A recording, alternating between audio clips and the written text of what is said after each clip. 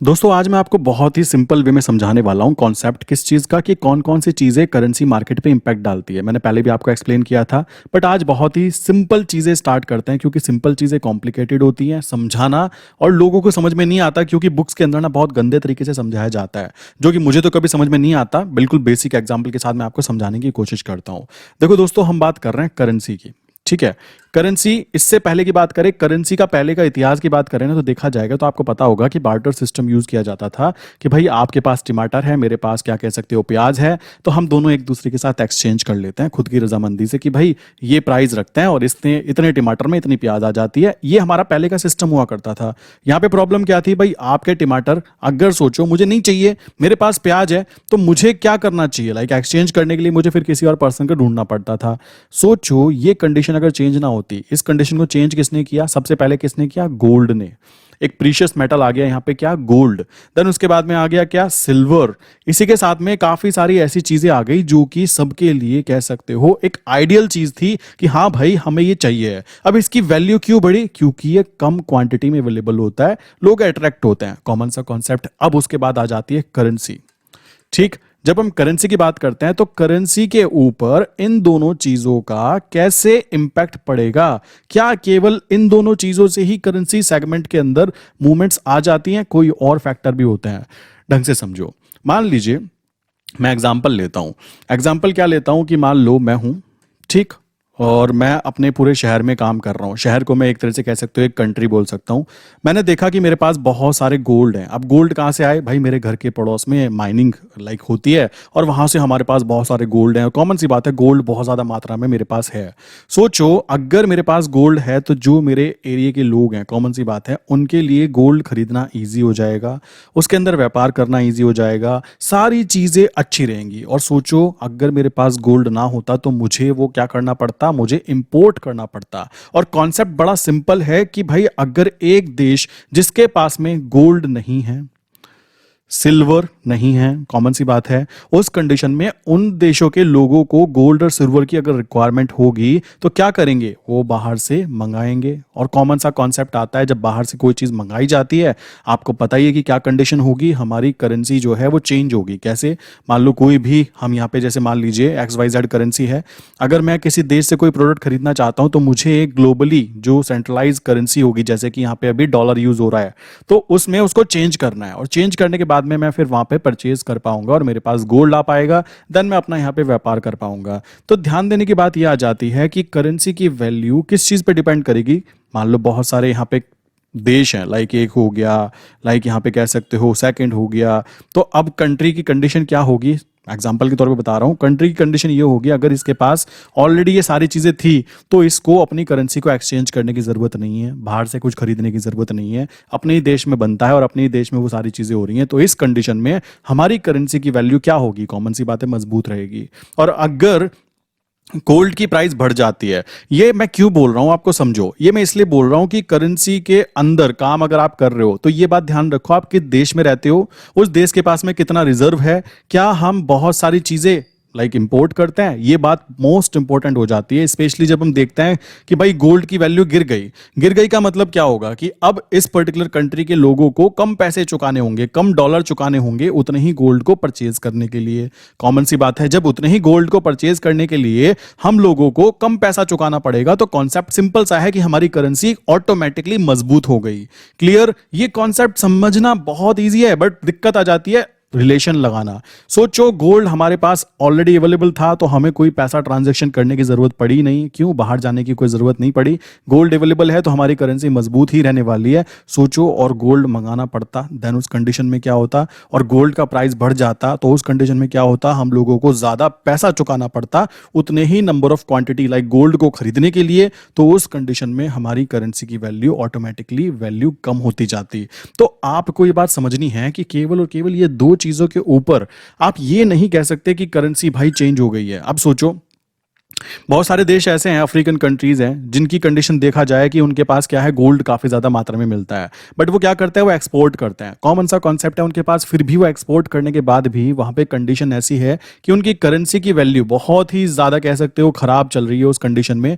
Reason पता है क्या होता है? करेंसी सेगमेंट केवल और केवल मेरे भाई ये मत समझना कि एक ही चीज के ऊपर डिपेंड करता है। इसी कारण मैं हमेशा बोलता हूं कि करेंसी में काम करना सेफ क्यों होता है, क्योंकि ये किसी एक देश के ऊपर डिपेंड बेसिकली होता जरूर है, बट उसके अंदर जो देश है ना, उस देश की कंडीशंस, कैसी कंडीशंस, बहुत सारी चीजें हैं। जैसे कि हम बात करें फॉरेन, लाइक कितना हमारे पास में एक्सचेंज अवेलेबल है, ठीक है, रिजर्व कितना अवेलेबल है, देन उस कंडीशन में कह सकते हो उस पर्टिकुलर करेंसी जिसमें हम काम कर रहे हैं उसकी डिमांड क्या है, ठीक, और उसकी सप्लाई कितनी है। कॉमन सी बात है, इस चीज पे बहुत ज्यादा डिपेंड करती है करेंसी की वैल्यू।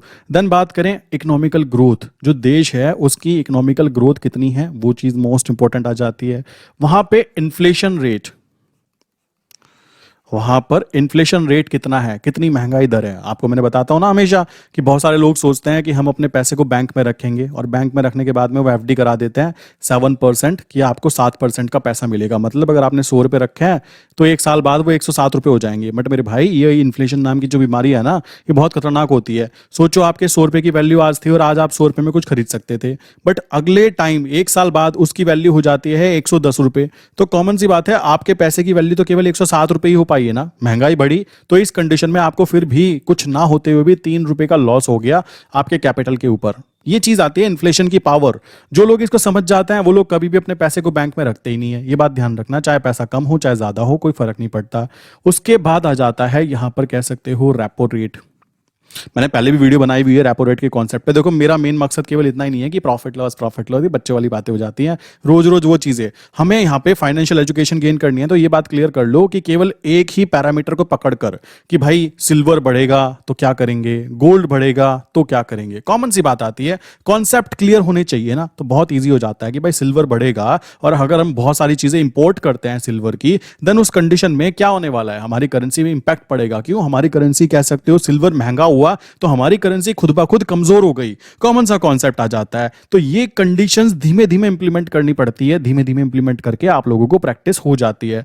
देन मोस्ट इंपॉर्टेंट एक और आ जाता है यहां पे फैक्टर, में नाम भूल रहा था, जिसको बोलते हैं पॉलिटिकल स्टेबिलिटी। अगर हमारे देश के अंदर सोचो कोई ऐसी गवर्नमेंट होती जैसे पाकिस्तान के अंदर है, विद इन लाइक कुछ ही टाइम के अंदर वो चेंज हो जाती है, वहां पे कुछ ना कुछ प्रॉब्लम्स हो जाती हैं, तो उस कंडीशन में क्या होने वाला था, तब भी हमारी करेंसी यहां पे टूटने वाली थी। तो करेंसी में केवल और केवल एक ही इंपैक्ट नहीं है, मल्टीपल इंपैक्ट देखने होते हैं। पूरे देश की करेंसी किस चीज पे डिपेंड करेगी? सोचो आपके अकाउंट में पैसा पड़ा हुआ है, वो 1 लाख रुपीज रखे हुए हैं, ठीक है, 1 लाख रखे हैं, आप खुश हो रहे हो, मैंने तो बैंक की कॉपी के अंदर 1 लाख रुपीज रखे हैं और मुझे दिख भी रहा है कि 1 लाख रुपीज रखे हैं। मेरे भाई अगर करेंसी की वैल्यू मान लो आज हमारी 80 चल रही है और कल को वो 82 हो जाती है, तो उस कंडीशन में क्या होने वाला है? कॉमन सा कॉन्सेप्ट है, आपके पैसे की वैल्यू धीमे धीमे गिर गई। और अगर सोचो वो 80 से 70 हो जाती है, तो आपके बैंक में रखे हुए पैसे की वैल्यू धीमे धीमे बढ़ गई, आपकी परचेजिंग पावर बढ़ गई। इसी चीज को ध्यान में रखते हुए इन सब चीजों के ऊपर कॉन्सेप्चुअल चीजें क्लियर होनी चाहिए।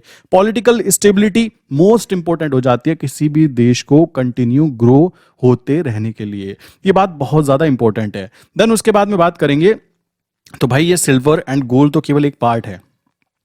हमारे यहां पे एक और चीज आ जाती है कि हम कितनी जगह से ट्रेड करते हैं। सोचो मैं हूं, मैं कहता हूं भाई मैं किसी के साथ बिजनेस नहीं करना चाहता, ठीक है, बिजनेस नहीं करोगे तो ट्रांजैक्शन कैसे होंगे, ट्रांजैक्शन नहीं होंगे तो आप ग्रो कैसे करोगे, नॉट पॉसिबल। सो यही चीज आती है किसी भी देश के ऊपर कि वो कितने देशों के साथ बिजनेस कंटिन्यू करता है। क्या ऐसा भी है कि वो किसी बिजनेस के लाइक जैसे पाकिस्तान है अभी इंडिया के साथ में ट्रेड नहीं करना चाहता? सिंपल सी बात है। तो एक्चुअल में बड़ा नुकसान पता है दोनों को ही हो रहा है। अगर ट्रेड की जाएगी, व्यापार किया जाएगा, तो अभी प्रॉफिट बन सकता है, तभी इकोनॉमिकली आप कह सकते हो स्टेबिलिटी आएगी। अगर आप सोच रहे हो कि भाई आपको पैसा कमाना है, तो पैसा अगर आपको लक्ष्मी जी कमानी है ना, लक्ष्मी जी आपके पास आए, तो भाई आपको सरस्वती जी की पूजा करनी पकड़नी पड़ेगी। सिंपल सा कॉन्सेप्ट है ना। वही चीज यहां पर है, अगर आपको पैसे कमाने हैं ना करेंसी मार्केट से मेरे भाई, तो यहां पर जो बातें हो रही है ना, ये सरस्वती जी की पूजा ही की जा सकती है। अगर मैं आपको देसी लैंग्वेज में बातें करूं नॉर्मली, लॉजिकल वे में। तो ये चीज आ जाती है कि आपको अगर जो चीज चाहिए ना वो दूसरी चीज से रिलेटेड होती है। इसी तरीके से अगर आपको पैसे कमाने हैं तो भाई देखो हम लोग भी क्या कर रहे हैं पता है, ट्रेड कर रहे हैं। हम डेली डेली ट्रेड ही तो करते हैं, ट्रेड करेंगे तभी तो पैसा आएगा, कॉमन सा कॉन्सेप्ट है। तो यही चीज रियल लाइफ के ऊपर भी इंप्लीमेंट होती है, हम लोग इसको सीरियसली लेते नहीं है। तो नेक्स्ट टाइम अगर कभी भी गोल्ड के अंदर या सिल्वर के अंदर कोई गंदी वाली मूवमेंट आए तो पैनिक कंडीशन में नहीं आना है कि हाय रे अब कल क्या होगा। एक्चुअल में ये तो एक छोटा सा पार्ट है जो कि हमारी करेंसी, हमारी मतलब कोई भी देश हो सकता है, उसकी करेंसी के ऊपर इंपैक्ट करेगा बहुत ही एक नॉर्मल टाइम फ्रेम के ऊपर। ऐसा नहीं है कि बस एक बार सिल्वर बर्बाद होना चालू। आप सोचो क्या हमारा देश केवल सिल्वर ही सिल्वर खरीदता है क्या, केवल गोल्ड ही गोल्ड खरीदता है क्या? और भी तो प्रोडक्ट्स है ना, और भी तो मैटर हैं जिनके ऊपर हमारे देश की इकोनॉमी और हमारे देश का पैसा डिपेंड करता है कि भाई क्या होने वाला है, बिजनेस कितने आ रहे हैं हमारे यहाँ पे, कितना प्रोडक्ट हम बाहर सेल करते हैं, कितने सॉफ्टवेयर हम बाहर सेल करते हैं। ये चीजें मोस्ट इंपॉर्टेंट हो जाती है। और मैं एक बात और बोलना चाहूंगा, सिंपल चीजें करना पसंद करो। क्या? कुछ चीजों को याद करो, क्या चीजें होती हैं, उसका क्या इंपैक्ट हो सकता है। गोल्ड कितना गिर सकता है, सिल्वर कितना गिर सकता है। सोचो गोल्ड गिर गया तो क्या होगा, हमारी करेंसी ऑटोमेटिकली कह सकते हो यहाँ पे मजबूत होने वाली है। गोल्ड गिरेगा तो क्या होगा, अगर हम इंपोर्ट करते हैं उसको तो हमें कम पैसा पे करना पड़ता कंपैरिजन उतने ही गोल्ड को खरीदने के लिए। तो कॉमन सी बात आ जाती है, ये बातें समझना जरूरी हो जाता है। इसी के साथ में अगर हम देखें जैसे कि गोल्ड हो गया, जिसको सिल्वर हो गया, यहाँ पे देखा जाए तो बहुत सारे लोग इसको किस काम के लिए यूज करते थे। मैंने बताया पहले बार्टर सिस्टम था, देन यहाँ पे गोल्ड को और सिल्वर को यूज किया गया किसके लिए, वेल्थ स्टोर करने के लिए, कि भाई हम अपने पैसे को इकट्ठा कर लेते हैं किस चीज में, गोल्ड में और सिल्वर में।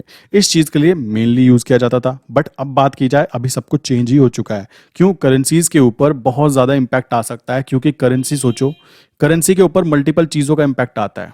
ठीक, मल्टीपल चीजों का इंपैक्ट करेंसी पे जा रहा है, बट इन दोनों के ऊपर कोई खास इम्पैक्ट तब तक नहीं पड़ेगा जब तक हमारी करेंसी या तो मजबूत होना ना चालू कर दे और उसके फैक्टर मल्टीपल होते हैं। तो ये बात ध्यान रखो, छोटे से कॉन्सेप्ट को समझना जरूरी हो जाता है। और छोटे छोटे कॉन्सेप्ट यहाँ पे बड़े सिंपल तरीके से आई थिंक मैंने समझाने की कोशिश की है। आप में से बहुत सारे लोग ऐसे भी होंगे जो क्या करते हैं कि भाई हम एक काम करते हैं, गोल्ड खरीद लेते हैं। मैं आपको एक एग्जांपल के तौर पर बताता हूँ। गोल्ड खरीदने के बाद में आपको क्या क्या चीज़ें करनी होती है। कॉमन सा कॉन्सेप्ट है कि आपको पहले टैक्सेशन भी पे करने हैं। आपको इनकम टैक्स पे करने के बाद ही वो पैसा आएगा ना जिससे आप गोल्ड खरीदोगे। पहले तो आपका टैक्स कट गया, चलो जी। ये देखना गवर्नमेंट की कमाई कैसे होती है। उसके बाद में गवर्नमेंट ने क्या किया, बनाने वाले के ऊपर, जब उसने बनाया गोल्ड की ज्वेलरी बनाई तो उसके ऊपर भी टैक्स लगेगा। चलो जी, वहां से भी कमाई हो गई। ठीक है, पहली कमाई हुई गवर्नमेंट की। गोल्ड जब आपने खरीदेंगे तो उसके लिए पहले इनकम कमाएंगे, पहली कमाई। दूसरी कमाई बात करते हैं, अब आप उसको खर्च करने जा रहे हो तो आपने खर्च किया तो उसके ऊपर भी कमाई, उस पर भी तो टैक्स लगेगा ना कि आपने गोल्ड खरीदा। भाई ये सारी चीजें, वो टैक्स कहां से कटेगा, वो आपसे दुकान वाला काट लेता है। चलो जी, अच्छी बात है। थर्ड कंडीशन, अब उसको संभाल के रखना है। संभाल के रखने का मतलब है कि आप उसको संभाल के रखते हो 1 साल 2 साल 3 साल। अगर गोल्ड की वैल्यू बढ़ जाती है देन उस कंडीशन में आप उसको बेचने के लिए जाते हो। बेचने के बाद में जो उस पर प्रॉफिट निकलेगा देन उसको फिर से आपके ITR के अंदर जब शो किया जाएगा देन फिर से आपके ऊपर टैक्स लगेगा। अब फिर से वही बात आ जाती है, जब आप किसी दुकान पे बेचने जाओगे वो पैसे को ट्रांजैक्शन करेगा तो ट्रांजैक्शन की बात की जाए तो उस पे फिर से टैक्स लगेगा। ठीक, फोर्थ टाइम टैक्स। अब यही बिजनेस बार बार चलता रहेगा चलता रहेगा चलता रहेगा। इससे कमाई किसकी हो रही है पता है? आपकी तो कमाई हो ही रही है। एक्चुअल में जनता के साथ साथ यहाँ पे गवर्नमेंट की अच्छी वाली कमाई होती है। पहला पॉइंट। मैं आपको इससे भी इजी अल्टरनेटिव बोल सकता हूं। अगर आप गोल्ड ही खरीदना चाहते हो ना मेरे भाई, तो आप क्या कर सकते हो, शेयर मार्केट में आओ। शेयर मार्केट के अंदर यहाँ पे बोल सकते हो डिजिटल गोल्ड हो सकता है, वो खरीद के चल सकते हो जब आपको इतना बिलीव है। अब हाथ में आपको सोने की कह सकते हो बिस्किट चाहिए तो भाई देखो फिर तो ये वाले प्रोसेस से आपको निकलना पड़ेगा। ठीक है, प्रैक्टिकल वाला गोल्ड खरीदना अभी के लिए कोई लॉजिकल चीज नहीं है, केवल हाथ में फील करने के लिए कि भाई हाँ पैसे आ गए, मेरे पास गोल्ड आ गया। आप चाहो उसको गोल्ड को खरीदो अगर पैसा कमाना मेन मकसद था देन। और शो ऑफ करने की बात है तो देखो फिर तो ये प्रोसेस के अंदर वो आदमी निकल ही जाएगा, कॉमन सी चीज है। बट समझो कि प्रॉफिट असली कौन कमा रहा है, गवर्नमेंट। आप क्या कर रहे हो, आप तो बस मेहनत कर रहे हो। पहले इनकम टैक्स पे करते हो, फिर दुकान पे करते हो, देन दुकान वाला भी पे करता है टैक्स। भाई उसकी भी तो कमाई होगी ना, उसके अंदर भी तो वो हिस्सा लेगा। मान लो दुकान वाले ने 2,000 की कमाई की है तो अगर उस पर 30% के स्लैब में वो आता है तो कॉमन सी बात है यहाँ पे उसके भी चले गए। कॉमन सी बात है, गवर्नमेंट की तो हर जगह से बल्ले बल्ले होती है। ये बात समझने की हो जाती है। और आम जनता जो होती है वो सोच रही है कि वो पैसे कमा रही है, अपने लिए गोल्ड खरीद लिए, सिल्वर खरीद लिए, ये चीजें कर रही है। नहीं मेरे भाई, ऐसा नहीं होता। पीछे का गेम जो है ना मनी मार्केट का, बहुत ही ज्यादा खतरनाक वाला है और आम जनता की पहुंच से बहुत बहुत बहुत दूर है। क्यों? लॉजिक्स कोई समझना नहीं चाहता कि कर क्या रहे हैं, चल क्या रहा है एक्चुअल में। समझ समझ रहे हो? सोचो आपने बहुत ज्यादा पैसा कमाया, बहुत ज्यादा पैसा कमा लिया। आई थिंक ऐसा हुआ भी है, वियतनाम वगैरह पता नहीं कहाँ पे हुआ था। आपने बहुत कैसे पैसा कमाया, सोचो 10 करोड़ रुपए आपने अकाउंट में रखे, आप खुश हो रहे हो मैंने मेहनत करके पैसा कमाया। गवर्नमेंट का दिमाग सटक गया, गवर्नमेंट कहती है काम करते हैं, पैसे छाप दो जी।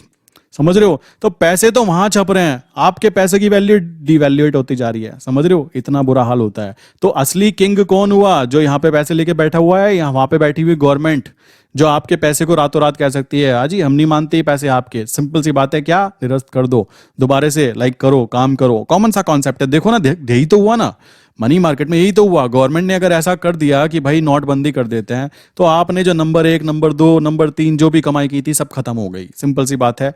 इसी तरीके से गवर्नमेंट के हाथ में असली पावर काउंट होती है। हर चीज, कोई भी चीज मान लो यहां से शुरुआत होती है ना, वो 10 लोगों के हाथ से निकलेगी। तो इसी वजह से कह सकते हो कि हमारी जीडीपी के अंदर ग्रोथ होती है। क्यों ग्रोथ होती है? सोचो वो 10 लोगों के हाथ से निकली, पहले आपने प्रॉफिट कमाया, फिर इसने भी प्रॉफिट कमाया, इसने भी प्रॉफिट कमाया, इसने भी प्रॉफिट कमाया। भाइयों प्रॉफिट आप कमा रहे हो, तालिया, बट उसमें जब आईटीआर में आप फाइल करोगे जी मैंने प्रॉफिट कमाया, तो यहां से भी पैसा गवर्नमेंट लेकर चली गई, यहां से भी लेकर चली गई। हर जगह से गवर्नमेंट को प्रॉफिट देखने के लिए काउंट होगा। तो ये आप देख सकते हो किस तरीके के सिस्टम को डेवलप किया जाता है, ताकि आम जनता एक ही चीज को, सोचो एक चीज है और एक ही चीज को 10 लोगों के हाथ में घुमाई जा रही है। ठीक है, 10 लोगों के हाथ में घुमाया जा रहा है। पहले ये वाली चीज इसको बेची गई, चलो जी अच्छी बात है। अब इसने फिर से बेच दी, बेचने के बाद वो चीज फिर बिकने के लिए आ गई, वो फिर उसने खरीद ली। एक ही प्रोडक्ट बिक रहा है, एक ही प्रोडक्ट काम चल रहा है। ध्यान से देखा जाए तो पहले ये भी टैक्स देगा, ये भी टैक्स देगा, ये भी टैक्स देगा, ये भी टैक्स देगा, सब टैक्स देंगे। टैक्स देने के बाद में टैक्सेशन वाली अमाउंट देख सकते हो इतनी बड़ी हो जाती है जितने की शायद वो चीज भी ना हो। ये है रियलिटी। जब हम किसी चीज को बोलते हैं ना कि मार्केट के अंदर व्यापार होना चाहिए, भाई व्यापार का मतलब यही है, एक चीज दूसरे आदमी के हाथ में जाएगी, दूसरे से तीसरे के हाथ में जाएगी, तीसरे से चौथे के हाथ में जाएगी। तो देखो ये बंदे तो पैसे कमाए ना कमाए चलता है, बट गवर्नमेंट पैसा कमाएगी, इस बात को क्लियर कर लेना। तो गवर्नमेंट पैसा कमाएगी तो गवर्नमेंट क्या करेगी? लाइक आप लोगों के लिए डेवलपमेंट के वर्क करेगी, डेवलपमेंट के वर्क करेगी और सिक्योरिटी इंप्रूव होगी, पॉलिटिकल स्टेबिलिटी होगी, तो बाहर की कंट्री के लोग आपके देश में इन्वेस्टमेंट करेंगे। इन्वेस्टमेंट होने से क्या चीज, देखो यार ये जो है ना लॉजिकल चीजें कहीं से कहीं जुड़ती चली जाती है। इस बात को ध्यान रखना। आप कहोगे यार ये बंदा कहां से स्टार्ट होता है और कहां पहुंच गया, ये रियलिटी है। आपकी यहां पे बात करेंसी की है ना, करेंसी की बातें हो रही है सारी की सारी। बाहर से पैसा आएगा, गवर्नमेंट पे पैसा होगा, यहां पे बड़ी बड़ी फैक्ट्रीज खुलेंगी, आप लोग जॉब करोगे, जॉब करने के बाद में आपके पास में कह सकते हो नॉलेज गेन होगी, नॉलेज गेन करने के बाद में बच्चों को भी पढ़ाओगे, बच्चे क्या करेंगे फिर से जॉब करने के लिए इंडिया से बाहर जाएंगे, बाहर जाके कह सकते हो वहां से पैसा अपने बुजुर्ग माँ बाप को भेजेंगे। कॉमन सा कॉन्सेप्ट है यार, ये सारी चीजें इंटरलिंक होती है और गवर्नमेंट इतने हाई लेवल तक जाकर सोचती है। इस बात को ध्यान रखना। हम ही लोग हैं जो आम जनता, रहे कोई बात नहीं यार चलता है, बट ये बात ध्यान रखना ये बहुत आगे का गेम होता है। देन उसके बाद में बात की जाए, वो बच्चा या तो कोई प्रोडक्ट बनाएगा, कॉमन सी बात है, जो वो वापस कह सकते हो प्रोडक्ट बना के वहां से व्यापार करेगा और कुछ ना कुछ पैसा तो इंडिया भी भेजेगा ना। हो सकता है वो वहां से पैसा कमाए और उसको इंडिया लेकर आ जाए और लाने के बाद में यहां पर फिर से एक फैक्ट्री चालू कर दे। क्यों? अभी तक तो वो यहां का बंदा था, यहां से वहां पे गया, वहां से घूमने के बाद में फिर वो यहां पर इन्वेस्टमेंट के तौर पर अपने पैसे को लेकर आ सकता है अगर उसको अपॉर्चुनिटी दिखती है। सिंपल सी बात है। तो आप देख रहे हो काम कितने लंबे तरीके से होता है और ये सारे के सारे फैक्टर भी मेरे भाई इस चीज को मजबूत बनाने में या कमजोर बनाने में बहुत ज्यादा इंपैक्ट डालते हैं। सोचो हमारी जनता ऐसी हो जिनको कुछ आता जाता नहीं, कोई कंपनी वहां से आएगी बाहर से इन्वेस्टमेंट करने के लिए? कतई भी नहीं आ पाएगी। सोचो हमारी जनता के पास में सॉफ्टवेयर नाम की चीज कुछ हो ही ना, उनके पास में बेचारों के पास में बाइक ना हो, कार की कोई अच्छी कंपनी ना हो। सोचो एक ही कंपनी होती मारुति इंडिया में, तो आपको मारुति की 800 चलानी पड़ती, तो आपको क्या लगता है ये मर्सिडीज BMW क्या कभी इनको देख पाते? आप कभी भी नहीं देख पाओगे। ये चीज जरूरी है, डेवलपमेंट होना है ना तो सबका डेवलपमेंट होना चाहिए और उसके लिए मनी मार्केट के अंदर पैसे को रोटेट होना बहुत ज्यादा जरूरी है। ये बात ध्यान रखना। अगर रोटेशन नहीं हो रहा है ना, देन डेफिनेटली पैसे की खुद ब खुद कह सकते हो वो आत्महत्या कर रहा है खुद के लिए। अगर मैं सोचूं 1 करोड़ रुपए मैं अपने बैंक अकाउंट में जाके रख देता हूं, भाई वो रखे नहीं होते, वो पीछे घूमते रहते हैं, काम कर रहे हैं। अब आप कैश में लाके अपनी तिजोरी में बंद कर दोगे ना, तो एक्चुअल में आपने उसको तिजोरी में बंद जरूर किया है, बट उसकी वैल्यू धीमे धीमे धीमे धीमे गिर रही है। और मरे से मरी मैं कहता हूं कम से कम 7% सालाना तो गिरती गिरती है। क्यों गिरती है? इन्फ्लेशन ही 8% 9% जाता है। तो उस कंडीशन में समझो बात को कि पैसे से कैसे काम करना है, मनी मार्केट कैसे वर्क करती है। करेंसी मार्केट केवल और केवल एक ही फैक्टर पे डिपेंडेंट नहीं होती। इस चीज को क्लियर कर लो कि सिल्वर बढ़ेगा, गोल्ड गिरेगा, ये होगा वो होगा, नहीं जी। उसके अलावा बहुत सारी चीजें हैं जिन चीजों पर हमारी करेंसी डिपेंडेंट होगी। ठीक है, सोचो ये कंट्री है और एक ये कंट्री है, यहाँ पर बहुत सारे लोग रहते हैं, समझदार लोग रहते हैं, ये बिजनेस करते हैं, सब अच्छी बात है, चीप प्रोडक्ट बना देते हैं। ये कंट्री क्या करती है, कोशिश करती है अपने प्रोडक्ट को इस देश में बेचने की। बट यहाँ की जो गवर्नमेंट है वो है चतुर, वो कहती है भाई देखो, अगर यहाँ के प्रोडक्ट यहाँ बिकने चालू हो गए और सस्ते प्राइस पे बिकने चालू हो गए, तो यहाँ पर जो लोग हैं जो प्रोडक्ट बना रहे हैं उनको कौन खरीदेगा। और ये लोग जब कोई इनके खरीदेगा नहीं, फिर ये रोएंगे गवर्नमेंट को, अजी हम तो बेरोजगार हैं, हमें कुछ मिल नहीं रहा, हमें प्रॉफिट नहीं हो रहा। इस कंडीशन में गवर्नमेंट क्या करती है, गेम खेलो, गवर्नमेंट इस प्रोडक्ट के ऊपर ड्यूटी लगा देती है कि भाई इंपोर्ट ड्यूटी, देखा होगा ना, एक कार होती है 50% की इंपोर्ट ड्यूटी, 70% की इंपोर्ट ड्यूटी। मेरे भाई 100 रुपए की चीज 50 रुपए गवर्नमेंट ने टैक्स ले लिए। वो पता है क्यों लिए, वो इसलिए लिए कि वो 150 की हो जाए, कोई दिक्कत की बात नहीं है। अगर 150 के साथ कंपैरिजन किया जाएगा अपनी इंडियन कार का कि भाई 70 रुपए में 70 लाख की कार आ जाती है और 1-1.5 करोड़ की, तो इंसान 70 पे हाथ रखेगा। मतलब ये एग्जाम्पल के तौर पर बताया, कार सस्ती नहीं आती इतनी, तो इंपोर्ट ड्यूटी इसलिए लगाई जाती है ताकि दूसरे के प्रोडक्ट को रोका जाए। एग्जांपल की बात करें, ये जो है ना, ये इंपोर्ट ड्यूटी बड़ी खतरनाक लगाता है, हमारे यहाँ के प्रोडक्ट को वहां पे एंट्री करने नहीं देता।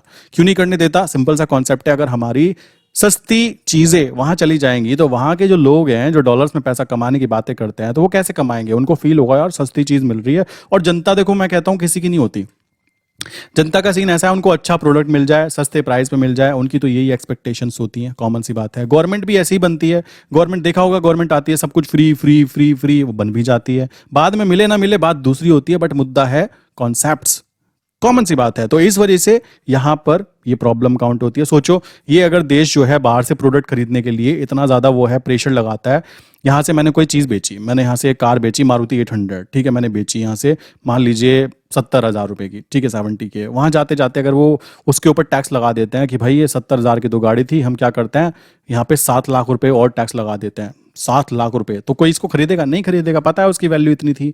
ये क्यों किया गया, ताकि ये इंसान यहाँ इस देश में एंट्री ना कर पाए। और हम लोग क्या कर रहे हैं, हम लोग वहां से आने वाले लोगों की एंट्री इजीली एक्सेसिबल कर देते हैं। क्यों कर देते हैं, क्योंकि हमारे यहाँ पे या तो वो प्रोडक्ट नहीं है, उतनी कैपेबिलिटीज नहीं है, ये कंडीशन इंप्लीमेंट होती है। अब जब प्रोडक्ट यहाँ से यहां आएगा तो यहां से करेंसी भी तो वहां जाएगी ना, और करेंसी जाएगी तो करेंसी की वैल्यू गिरेगी। इसी कारण अगर मैं बोलूं यूएस से यहां की करेंसी क्यों मजबूत है, ये हर प्रोडक्ट अपना बनाना चाहते हैं। मैं कहता हूं शेल गैस, आपने नाम सुना होगा, शेल गैस बोलते हैं, ये लोग अपनी क्रिएट कर रहे हैं ताकि वहां पे ऑयल पे डिपेंडेंसी भी कंप्लीट जीरो हो जाए, समझ रहे हो। तो ये चीज जरूरी है, इन लोगों को एक कॉन्सेप्ट पता है कि प्रोडक्ट जितना ज्यादा होगा अपने देश से खरीदो। जो मैंने स्टार्टिंग में बोला ना गोल्ड के बारे में, वही चीज यहां पे आती है, गोल्ड की फैक्ट्रीज यही होनी चाहिए। ये सारे कॉन्सेप्ट हो गए। चलो यहाँ की बात की जाए इंडिया की, तो यहाँ पे प्रॉब्लम कहाँ हो जाएगी, इंडिया की प्रॉब्लम ये हो जाएगी, मान लो इनको कोई प्रोडक्ट खरीदना है, एप्पल है, एप्पल का कोई टक्कर का नहीं है, तो एप्पल खरीदना है, तो भाई यहाँ से एप्पल यहाँ जाएगा। अब जाएगा तो यहाँ से पेमेंट भी तो जाएगी, तो पेमेंट देनी पड़ेगी डॉलर के रूप में यहाँ पर। तो इस तरीके से करेंसी यहाँ पे कह सकते हो हमारी वैल्यू कम होती रहेगी और वहां की वैल्यू बढ़ती जा रही है। क्यों भाई, वो कहीं से कोई प्रोडक्ट नहीं खरीद रहे हैं, खरीद भी रहे हैं तो लिमिटेड खरीद रहे हैं, और खरीदने के बाद में उन्हें पता लग गया भाई यहाँ गड़बड़ हो रही है, ये प्रोडक्ट खरीदना पड़ रहा है, तो उस प्रॉब्लम को सॉल्व करने के लिए वो अपना खुद का प्रोडक्ट बनाने की कोशिश कर रहे हैं। चाहे वो महंगा हो, कोई दिक्कत नहीं है, जनता खरीदेगी। और यहां से कोई सस्ते में वहां घुसने की कोशिश करेगा तो गवर्नमेंट क्या करेगी, उस पर टैक्स लगा देगी, बेटा लो आओ एंट्री मारो, यहाँ पे नहीं है, समझ रहे हो। ये सारा गेम था। जैसे कि हमारे यहाँ पे देखोगे तो यहाँ पे जो हम रशिया से बहुत सारे आर्म्स खरीदते हैं, सारी चीजें खरीदते हैं, उसकी बात की जाए तो वो लोग क्या करते हैं, वहां पे बनाते हैं और यहाँ पे बेचते हैं। अब अगर हम खुद के अपने बनाने लगेंगे तो वहां से खरीदने का जो खर्चा है वो बचेगा, जो पैसा यहां से बाहर जाने वाला था वो बचेगा, तो हमारी करेंसी ऑटोमेटिकली यहाँ पे कह सकते हो मजबूत होने वाली है। इसी तरीके से आप देखते होंगे जैसे यूपीआई हो गया, ठीक है, यहाँ पे क्या पेमेंट है, ये पेमेंट गेटवे क्या है, अभी तक तो इंडिया में था, अब ये ऑल ओवर वर्ल्ड होना चाहता है। तो उस कंडीशन में भी यहाँ पे क्या होने वाला है कि अगर ये ऑल ओवर वर्ल्ड लग गया पूरा सिस्टम की, यूपीआई सिस्टम की, एक फोन से यहां बैठे देश के बंदे के पास में एक लिंक से पेमेंट कर सकता है विद यूपीआई या नंबर, देन डेफिनेटली ये सारे ट्रांजैक्शन इजी हो जाएंगे। उस कंडीशन में जो कंपनीज यहाँ पे 2%, 3%, कुछ तो ऐसी है 5% तक टैक्स लिया करती थी कि ट्रांजैक्शन टैक्स, ये टैक्स, वो सब खत्म हो जाएगा। तो सोचो इससे क्या फायदा हुआ, इससे फायदा ये हुआ कि हमारे देश की करेंसी मजबूत होने वाली है। हमारे देश की करेंसी के अंदर क्या ग्रोथ होगी कि भाई फिर रुपये के अंदर या जो भी डॉलर है, जो भी चीज में ट्रांजैक्शन होगी, उस कंडीशन में वहां पे वो करेंसी मजबूत होने वाली है। तो क्या आपको लगता है कि दुनिया में केवल एक ही फैक्टर है, सिल्वर गोल्ड, ये देख लो, मैं देख रहा हूं ऐसा, काफी सारे लोग इसको फॉलो करते हैं, मुझे सुबह भी मैसेज आए थे। तो ये चीज जरूरी है आपको समझना कि भाई ऐसा नहीं है। अच्छी बात है वो थोड़ी सी मूवमेंट आ जाए, बहुत अच्छा, तालियां, बट पूरा इसके ऊपर डिपेंडेंट कभी भी नहीं होना। आई थिंक मैंने ये सारा कॉन्सेप्ट समझाने की कोशिश की है कि करेंसी एक्चुअल में वर्क कैसे करती है, हमारे घर में रखी रहे तो वो कैसे खत्म हो जाती है। सोचो मैंने अपने 100 के नोट को अपने गद्दे के नीचे रख दिया, आज 100 के नोट की वैल्यू थी 100 रुपये थी, जब मैं 1 साल बाद उसको गद्दे के नीचे से निकालूंगा तो वो 107 रुपये की वैल्यू वाली चीज़ बन जाएगी, और मेरा नोट तो 100 पे रह गया, तो मुझे 7 रुपये का नुकसान हो गया। मेरे गद्दे के नीचे रखे रखे मैं खुश हो रहा हूँ, मेरे 100 रुपये गद्दे के नीचे रखे हैं, बट भाई वो वहां पे डिवैल्यूएट हो गए। ये कॉन्सेप्ट जिसको समझ में आ गया वो अपने पैसे को बैंक अकाउंट में कभी नहीं रखेगा। मैं अपने बैंक अकाउंट में पैसे नहीं रखता हूँ ज़्यादातर। क्यों नहीं रखता हूँ भाई? ये तुम काम करो यार, मैंने तुम्हें कमाया, अब तुम मेहनत करो। क्या जिंदगी भर मेरे से ही मेहनत कराना चाहते हो क्या? खुद सोचो, जिंदगी भर मुझसे ही मेहनत कराओगे कि कमाता रहूं कमाता रहूं? पता लगा मैं यहाँ मेहनत कर रहा हूँ, कमा रहा हूँ, पैसे अकाउंट में जा रहे हैं बैंक में, 7% का मुझे एफडी मिल रही है और 8% इन्फ्लेशन, हर साल मुझे -1% गिफ्ट मिल रहा है। फायदा क्या हो रहा है भाई? ये कॉमन से कॉन्सेप्ट है। एक कंडीशन आती है, आप पैसे को कमाओ, उसके बाद में पैसे को बोलो बेटा यहाँ नहीं जाना, आपको आपको क्या करना है, यहाँ से घूमो और यहाँ से वहाँ जाओ जहाँ ये लोग लेके जाते हैं। कहाँ? इधर आकर शेयर मार्केट। सिंपल सा गेम, और सबसे इजी चीज शेयर मार्केट ही काउंट होती है खुद का बिजनेस खोलने की। ना तो मेरी कैपेबिलिटीज है, ना मुझे नॉलेज है, और आई डोंट थिंक किसी और को भी होगी आप में से जो भी लोग देख रहे हैं कि पैसा आएगा, हम कंपनी खोलेंगे, हम रिलायंस के अगेंस्ट खड़े हो जाएंगे। भाई कौन कहता है खड़े होने के लिए? रिलायंस के शेयर्स में पैसा लगा दो ना, आप रिलायंस के ही मालिक बन जाते हो। सिंपल सी बात है। अब अंबानी साहब आपके लिए काम कर रहे हैं। कॉन्सेप्चुअल गेम, जिसको कॉन्सेप्ट समझ में आ गए, नहीं आए तो भाई फिर तो जिंदगी भर झुंझुना बजा सकते हो। जो जॉब कर रहे हो खुश रहो, कोई दिक्कत की बात नहीं है। तो ये सारी की सारी कंडीशंस आई विश मैंने अपने प्रॉपर वे में समझाने की कोशिश की है, बिल्कुल ऐसे जैसे आप मेरे सामने बैठे हो, ठीक है। इससे आसान तरीके से मैं किसी और को नहीं समझा सकता। आई थिंक ये बुक्स के अंदर पढ़े हुए टॉपिक्स होते हैं, बुक्स के अंदर पढ़ने में बैंड बज जाती है, मुझे खुद पता है। तो कॉमन सी बात आती है, सबको पैसे तो कमाने हैं, पैसे सबको कमाने हैं ना, बट इकोनॉमी ये सबसे बोरिंग टॉपिक होता है, ठीक है। इसको पढ़ना किसी को पसंद नहीं होता, बट भाई पैसा कमाना है तो ये पढ़ना पड़ेगा। बताया ना मैंने स्टार्टिंग के अंदर, लक्ष्मी जी चाहिए तो भाई सरस्वती जी की तो पूजा करनी ही पड़ेगी, कोई दूसरा ऑप्शन है ही नहीं ना। कॉमन सी बात है, बॉडी बनानी है तो जिम तो जाना पड़ेगा ना, सिंपल सा कॉन्सेप्ट है। कोई एग्जाम पढ़ के टॉप करना है तो पढ़ना तो पड़ेगा ना। पैसे कमाने हैं तो भाई पैसे कमाने के रास्ते तो ढूंढने पड़ेंगे ना। और पता लग गया कि ट्रेडिंग करके पैसे आने हैं, मान लो करेंसी में पैसा काम करते हैं हम, तो पता लग गया तो ट्रेड में बटन तो दबाने पड़ेंगे ना भाई। ये सारे की सारी चीजें खुद ही तो करनी पड़ेगी। ये बात आपको समझनी है, और समझ में आ गई तो अच्छी बात, वीडियो को लाइक कर सकते हो। नहीं समझ में आई तो भाई कोई दिक्कत की बात नहीं है, कॉन्सेप्ट ऐसे ही होते हैं, धीमे धीमे समझ में आते हैं। पहली बार में ही कॉन्सेप्ट समझ में आ जाएंगे तो फिर तो दिक्कत हो जाएगी ना। कॉमन सी चीज आती है अचानक से तो ये चीज़ आती है। चलो भाई, यहाँ पे मैं अपना नंबर दे देता हूँ, किसी को कोई क्वेश्चन है ना फिर भी कि कौन से फैक्टर होते हैं, तो भाई फैक्टर समझ जाओ, बहुत सारे होते हैं, एक नहीं होता है। एक के ऊपर ऐसा नहीं है बस एक पे ही बैठकर पूरी राम कथा लिख दो कि हाँ जी एक फैक्टर था, बस हो गया काम, हम तो चले, हम तो ट्रेड करने चले। नहीं, फैक्टर बहुत सारे होते हैं। किसी का क्वेश्चन है ना तो नंबर है 9837482890। सेकंड नंबर है 8077521043। और मैं यहाँ पे बताना चाहूँगा कि नॉर्मली मैं क्या करता हूँ, संडे को, अभी स्टार्टिंग होने वाला है इस चीज़ का, संडे के टाइम पर रात के 9 बजे फ्री लाइव सेशन रखा जाता है। फ्री लाइव सेशन में लाइक आने वाले वीक की पूरी डिटेल क्या हो सकती है वो चीज़ की जाती है। ये चीज़ हम डिस्कॉर्ड सर्वर पे करने की कोशिश करते हैं, ठीक है। डिस्कॉर्ड सर्वर की लिंक ना मैंने नीचे पिन कमेंट में डाल रखी है।